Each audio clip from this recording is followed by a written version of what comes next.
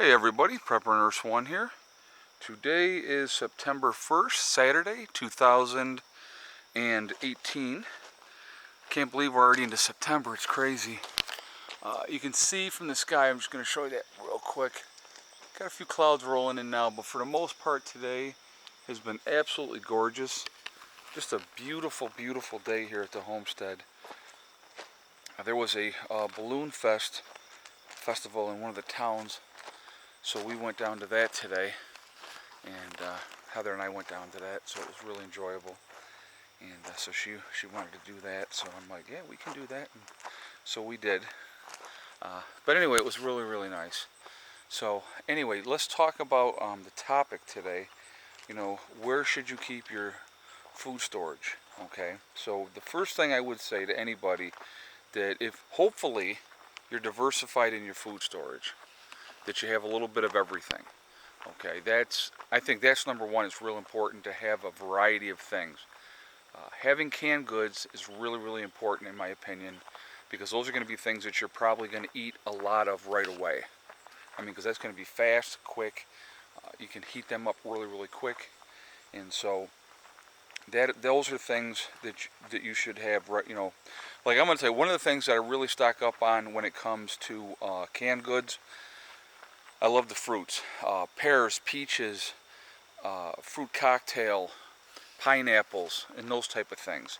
So I think it's really, really important to have those because, again, it's going to give you an energy boost as well because of the heavy syrup and all that type of stuff. And you can drink the heavy syrup and everything as well. So those are really important things to have as far as like with your canned goods. Now when it comes to canned goods, I have everything from canned potatoes to raviolis to you name it. I have all kinds of stuff as far as that goes. So I have a good amount of things. But now when it comes to storage of the canned goods you can't let them get frozen. Okay, so with canned goods you have to make sure that they're going to be in a place where you're not going to have a whole lot of temperature variations. You know, and so that when they're not getting a lot of direct sunlight, they're in a cool, dry place. Cool and dry is going to be a big theme of this video, okay? But with canned goods, you really don't want to have them exposed to a lot of extreme temperatures, especially cold, because it's going to ruin everything if you do that. So you know, if you can keep them in a more of a controlled area. And I'm going to turn around, I'm going to show the kittens here while we're talking about this. But anyhow, so canned goods are important. We keep all of our canned goods in the house because in that way, you know, we're keeping the temperature more regulated and stuff like that in there. And like especially in the winter, because of the, you know, it's not going to have that extreme cold and stuff like that in the home in our house. So that's you know, as far as canned goods go. Your dry goods like your beans and those type of things, those are good to have as well. You know, those can be.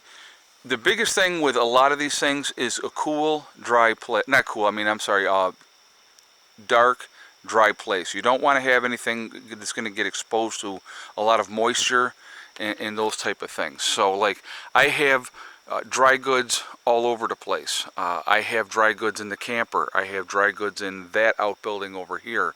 I have dry goods in the shop. So, and this is another thing I wanted to mention real quick. Not putting all your eggs in one basket. If I had all of my food storage, let's say I had all my food storage in the house, okay, and we had a fire and we lost the house, well, then I have nothing. I have no food. I have nothing. So having the food distributed around is really, really important as well. So having, if you can do it, putting food into different locations is really, really important, okay? So that's what I would recommend. Obviously, if you can make some caches someplace where you can have things stored underground in waterproof containers and those type of things, I definitely highly recommend doing that as well.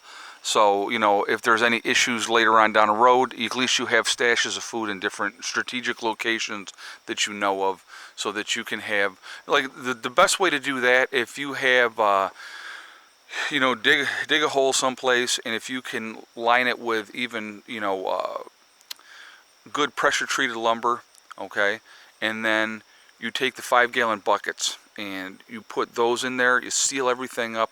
And those ones I would not use the gamma lids on, I would use the regular really tight sealing lids.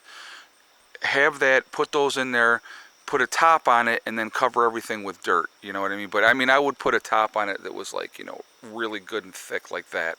So that way, you know, you have that there, you know where it is, you have supplies there. And I wouldn't just have food in those caches, I would also have, you know, other supplies as well. You know, if you want to store some ammo in one of those type of caches, extra clothes, you know, all kinds of different things. But I would have everything completely sealed up in plastic, wrapped up again, and wrapped up again, and wrapped up again. So it's really good and watertight. And even the buckets, the 5-gallon buckets, you could take those and put those into plastic bags, you know, kind of like contractor garbage bags, seal those up, and then put like another one over that one, and just, I mean, you just, there's no such thing as too much. Overkill is not a thing when it comes to that. But you can really store a lot of stuff in those to have caches, so that if you were wearing nothing but the clothes on your back, that you could go to one of your caches, you're going to have food, you're going to have a way to start a fire, you're going to have, you know, extra clothes, you know, boots or whatever, in different bags, all sealed up and really wrapped up well. That's important to have too. We can probably do another whole video on doing something like that. But I would, like I said, I would do that. But if you can have different places to store your perishables or your long-term food storage or whatever, mix it up. Don't put it all in one spot, because like I said, if you lose that one spot, you're pretty much screwed. Your freeze-dried foods, those are, like I said, they have a long shelf life, 25 plus year shelf life. Basically with those, it's a dry, you know, cool place. So you don't want to have them exposed to extreme heat either. Like, you don't want to store them in your garage if your garage gets really hot, because it's going to shorten the life of those, okay? So you want to keep them someplace where it's going to be cool, where it's going to be dry, and like I said, that way you don't even have to worry about it. So that's a good thing there as well. So today I want to talk about two real quick. Heather and I had gone out. There was a lot of garage sales today, and so we had went to one place, and so she had $5 on this really nice solid rolling pin. It's a wooden rolling pin. And then she had $1 on this pan. So I said to her, I go, well, would you take $3 for both of them? And she said yes, and so I picked those up.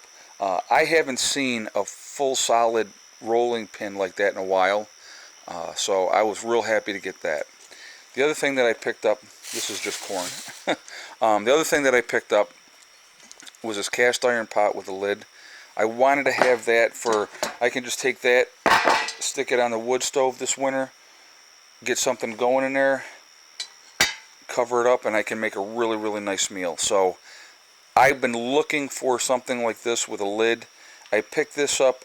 Actually, I probably paid more than I wanted to for it, but I got it for $14.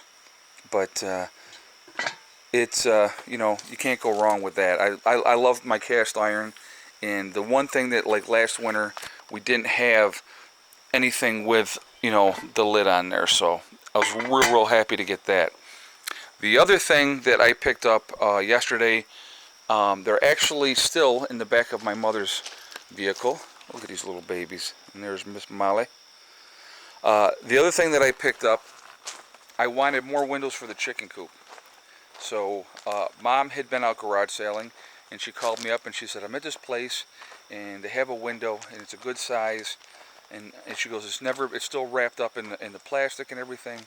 She goes, they're asking $50 for it. Should I get it? I said, yeah, if you can get it, try to get it, you know, try to grab it. And she's like, okay. So she comes home and she says, I got it for $45. And I said, okay. So we had to go back last night to go pick it up. So we go back to go pick it up, and it was a good sized window. It's probably brand new. You're looking at about a $200 window.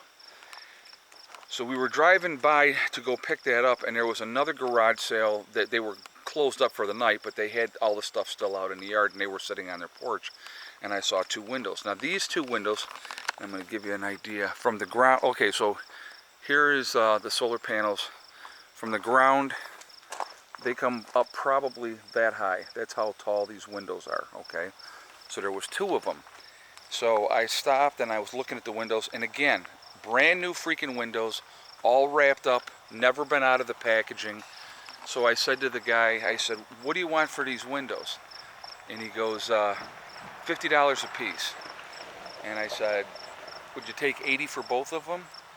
They hemmed and hawed for about 30 seconds and went, yep, we'll take 80 for both of them. I said, okay. So I wanted to get 4 windows for the chicken coop, because let's walk over here real quick and I'll show you what I wanted to do. The sun comes up here, sun comes up over here in the east, travels around over here like this, okay? So we get a lot of day sunlight this way. So these bigger windows that we're going to have, now it's feeding time with mama and the babies. So what I want to do with the chicken coop, I'll take you over here real quick. Oh, here they are. They're actually, Mom's back, and I can actually show you the windows. Pop that back trunk, Mom, please. This is good timing. That's why I brought it in. Yep. Okay. So here was the first window here, which is a good size window. Mom got that for $45. These ones underneath, and they go all the way up to here, as you can see. There's the 2 of them. You can kind of see the length of them here. Those are the other 2 windows. So what I'm going to be doing with these 2 windows, I want to try, if I can, to get them both on the front here. I don't know if we're going to be able to get them. We might not be able to get them on the front. Alright, well, either way, what we're going to do, we could probably, actually what we'll probably end up having to do is on the sides. Those big windows will go on the sides. This window here and the other window that we got will have to go on the front here, so we get that sunlight in through that way. Because I'm looking at this and there's just no way we can put 2 huge windows like right there. Because we still have to have the doorway in here someplace for the chickens to get in and out. So, but I'd like to try to get them on this if I can. I don't know, we'll have to see how it goes. But maybe if I put them sideways, did it there and then there, because that's going to get the most sunlight in. And then the other windows I wanted to have on the sides for a cross breeze. So we'll have to see how it all pans out. But that is the game plan when it comes to that. But so I picked up these windows, great deal. The bigger windows, I'll tell you, they're probably a window that would go for about $300 a piece, to be honest with you. I'd have to price them out at the store, but I know they're not cheap. Windows are not cheap anymore at all. So that's what we would be doing with that. Okay. So anyway, got completely off the topic. Shared a couple other things with you, but I wanted to show you the garage sale finds that we had as well. But I wanted to talk about where, you know, what you should be doing as far as your dry beans, your freeze-dried stuff, your canned goods, and those type of things. And obviously your canned goods too, or anything that you've canned, you don't want those to be exposed to extreme cold either, or extreme heat. So those are good things to have. But so now somebody was giving me a hard time. I see your British flag all the time, and that's a South African flag. It's just wrapped up. I got to unwrap that.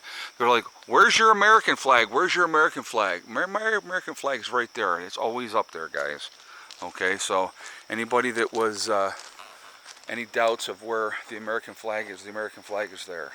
So anyhow, okay, so that being said, I'm gonna unload those windows and put them over there by where the chicken coop is gonna be. But so I got all my windows, got great deals on the windows, so I'm pretty excited about that. The chicken coop build, I've already talked to Greg, and I think I told you guys in another video, is going to get finished up in October. So we're definitely going to be finishing up the chicken coop this year in October. Working on the inside of the chicken coop, I can do once we get the walls and everything up and the windows in. I can do that anytime during the winter. That's not a big deal. And then basically what that's going to consist of is insulating and those type of things. So we're going to get all that done, get that all squared away. When the spring comes next year, that's when we're going to be adding chickens. And so that's going to be the next step, and I'm pretty excited about that as well. So anyway, guys, I hope everybody is having a great holiday weekend. I hope things are going well, and I will talk to you all tomorrow. Remember, hug and kiss the ones you love. Tell them every single day. Tomorrow is not guaranteed. We never know what's going to happen. And remember, guys, STD. It's one step at a time, one thing at a time, and one day at a time. Whatever you're trying to do, whatever you're trying to accomplish, you can do it. The only one that's going to stop you from getting there is yourself. Nobody else can do it, okay? Forward progress. Keep doing everything. You'll get to where you want to be. And stay away from negativity. Stay away from people that want to bring you down, because they just, people are miserable that are like that. They want you to be miserable too. Choose not to be. That is so freaking cute. She is so tiny, and she's such a good mother to her babies. Alright guys, have a great day. I will talk to you later. Prepper Nurse 1, out for now.